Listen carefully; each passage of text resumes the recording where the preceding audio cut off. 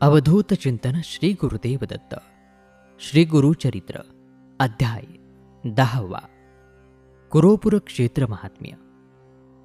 या अध्यायाचे पठन अथवा श्रवण केल्याने चोरी जाळ दूर होतो आणि सर्व नवस फळाला येतात। अध्यायाला सुरुवात करूयात। सिद्धमुनींचे बोलणे ऐकून नामधारकांनी त्यांना विचारले, कुरोपुराचे महात्म्य कशा प्रकारे झाले? आपण म्हणता श्रीपाद श्रीवल्लभ कुठेही गेले नाहीत, ते कुरोपुरामध्ये सूक्ष्म रूपाने वावरतात, परंतु पुढे असंही सांगता की दत्तात्रयांचे अनेक अवतार झाले, हे कसे काय? नामधारकाने असे विचारले असता सिद्धमुनी त्याला म्हणाले, अरे श्रीगुरूंचे महात्म्य काय विचारतोस? ती सांगण्याच्या पलीकडे आहे। अरे श्री गुरु दत्तात्रय हे विश्वव्यापक परमात्मा आहेत। ते कुरोपूर क्षेत्रामध्ये राहत असले तरी ते जगत उद्धारासाठी अनंत अवतार घेतात। भार्गव राम म्हणजेच परशुराम आजही गुप्त रूपामध्ये आहेतच। त्यांचेच पुढे श्रीरामादी अवतार झाले। भगवान विष्णू क्षीरसागरामध्ये आहेत, तरीही त्यांनी कल्याणासाठी भूतलावर अनेक अवतार घेतले। सृष्टिक्रम अव्याहत परब्रह्म स्वरूप श्री दत्तात्रय एका स्थानी कायम राहूनही कोठेही अवतार घेतात। गुरुभक्ती व्यर्थ नाही। गुरु आपल्या भक्तांची परीक्षा घेतात। जे खरे भक्त असतात त्यांची ते कधीही उपेक्षा करत नाहीत। भक्तांनी हाक मारताच त्यांच्यासाठी धावून जातात। श्रीगुरु कसे भक्तवत्सल असतात, भक्तांसाठी ते कसे प्रकट होतात, याविषयीची मी तुला एक कथा सांगतो। पूर्वी कश्यप गोत्राचा वल्लभेश नावाचा एक ब्राह्मण होता। तो अत्यंत सदाचार संपन्न सुशील असा होता। तो दरवर्षी नित्यनेमाने कुरोपुराला श्रीगुरूंच्या दर्शनासाठी येत असे। त्यांची श्रीगुरूंवर नितांत श्रद्धा भक्ती होती।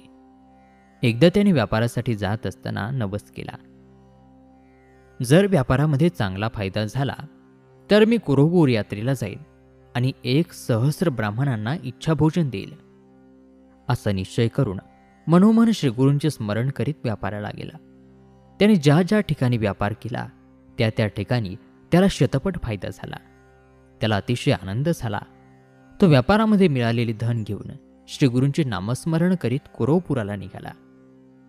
काही चोरांना हे समजताच त्यांनी त्याला लुटण्याचे ठरविले। अत्यंत सभ्य माणसाचे कपडे त्यांनी घातले आणि ते वल्लभेशाला म्हणाले, आम्हीही श्रीपादयतींच्या दर्शनासाठी निघालो आहोत। अशी थाप मारून त्याच्याबरोबर ते जाऊ लागले। कुरोपुराजवळ येण्यापूर्वीच रात्रीच्या वेळी त्या चोरांनी त्या वल्लभेश ब्राह्मणाचा शिरच्छेद करून त्याच्या जवळचे द्रव्य लुबाडले। त्याच क्षणी भक्तांचे कैवारी कुरोपूरवासी श्रीगुरु श्रीपाद धिप्पाड देह धारण करून एका हातात त्रिशूल तर दुसऱ्या हातामध्ये खड्ग घेऊन चोरांच्या पुढे प्रकट झाले। त्यांनी त्रिशूळाने त्या चोरांना ठार मारले, परंतु श्रीगुरु श्रीपादांना पाहता क्षणी त्यातील एक चोर पळाला होता। तो नंतर त्यांच्या पुढे आला आणि हात जोडून म्हणाला, हे कृपावंता, मी निरापराधी आहे। हे माझ्याबरोबर असलेले या ब्राह्मणाला मारतील याची मला कल्पना नव्हती। मी केवळ यांच्याबरोबर प्रवास करीत होतो इतकेच। आपण सर्वज्ञ आहात, माझे अंतःकरण आपल्याला समजते। हे ऐकून श्रीपादयतींनी त्याला जवळ बोलावले। त्याच्या हातामध्ये विभूती देऊन त्याला ते म्हणाले, ही विभूती या मृत झालेल्या ब्राह्मणावर टाक। मग श्रीपाद गुरूंच्या आज्ञेनुसार त्या चोराने त्या वल्लभेश ब्राह्मणाचे मस्तक त्याच्या मृतदेहावर चिकटवले आणि मग मंत्र म्हणून सर्व अंगावर विभूती लावली आणि त्याच क्षणी तो ब्राह्मण जिवंत होऊन इकडे तिकडे पाहू लागला। इतक्यामध्ये सूर्योदय झाला। श्रीपाद यती एकाएकी अदृश्य झाले। तो एकटा सहप्रवासी तिथे होता। इतरांचे देह तेथे पडले होते। ती प्रेते पाहून वल्लभेश ब्राह्मण त्याने विचारले, अरे या माणसाला कोणी मारले? त्यावर तो सहप्रवासी म्हणाला, हे सगळे चोर होते। त्यांनी तुला ठार मारून तुझ्याजवळचे धन डुबाडले होते, पण त्याच वेळी एक धिप्पाड तपस्वी येथे आला। तो जटाधारी होता। त्यांनी सर्वांगाला भस्म लावले होते।